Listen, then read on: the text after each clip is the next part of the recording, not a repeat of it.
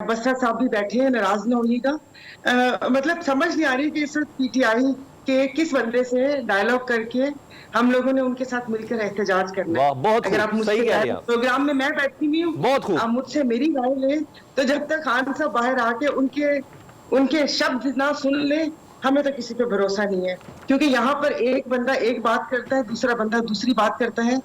और सच बात है कि मुझे उसके बाद अब जिस तरीके से टिकट्स में भी इतनी सारी चीजें हुई और अब आपने सेनेट में भी देखे कि किस किस्म के नाम आए हैं, तो थोड़ा सा मेरी अगर बात करें तो भरोसा कुछ कम ही है। और जाहिर है अपने ये तहफुजात पार्टी तक भी जरूर पहुंचाऊंगी कि हम बात किससे कर रहे हैं। सॉरी, जो यहाँ पर सिंध के सदर हैं, मैं टोटली 100% उन पे भी नहीं पूरा तकिया करने को कह सकती किसी को।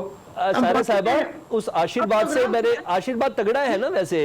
मैं उस आशीर्वाद पे अगर मोहसिन नकवी साहब को रिलेट करूं, फैसल वाडा को करूं, एमल वली खान को करूं, अनवार उल हक काकड़ को करूं, है तो तगड़ा। हाँ जी ना, ये मुल्क है कि एक बंदा वो सेनेटर थे, सेनेटरशिप से उन्होंने इस्तीफा दिया और उसके बाद इस मुल्क के जबरदस्ती के मुसल्लत हो गए।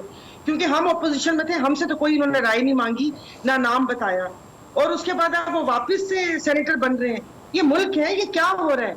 और जो मोहसिन नकवी साहब ऐसे कौन से कारनामे सर अंजाम दिए कि पहले वो वहां पर वो बने।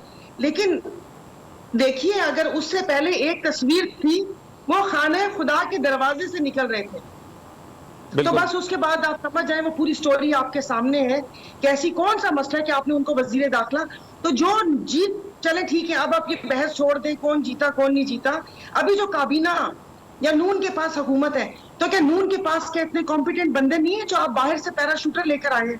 जब मैं 3.5 साल थी, मुझे तब भी यही प्रॉब्लम था कि जो मेंबरान वहां पर बैठे, क्या किसी में भी कोई एबिलिटी नहीं थी कि जो वो कोई चीज संभालते, जो आपने पैराशूट से बाहर से लोग आके आपके वजीर खजाना भी बन रहे हैं, फिर आप लोगों को उनको फिर सेनेटर भी बनवा रहे हैं, और उसके बाद कोई रिजल्ट भी नहीं आया और सब चीजें।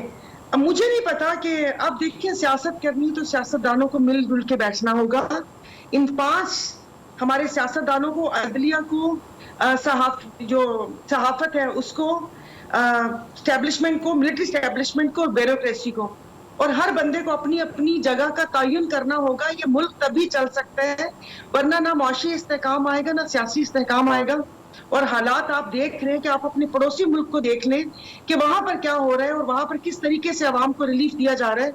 हम यहाँ पर अभी 75 साल से नाजुक मोड़ से भी गुजर रहे हैं और कोई इस्तेहकाम भी नहीं आया। तो मुल्क के लिए सोचना चाहिए। अब मैं कहती हूँ कि अब जो अगर बैठे हुए हैं तो मुल्क के लिए सोचें, क्योंकि हमने तो यहीं पे रहना है। मेरी आवाज आ रही है आपको? बिल्कुल बिल्कुल, मैं बहुत खामोशी से आपकी बात सुनता हूँ हमेशा, इसलिए आपको ऐसा लगेगा जैसे आवाज आपकी मुझ तक नहीं पहुंच रही।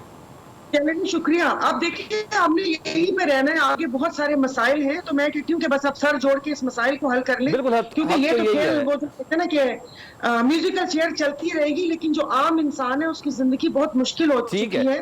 खुदा के लिए अब सब चीजें छोड़ के अवाम खुदकुशियों पर मजबूर ना हो।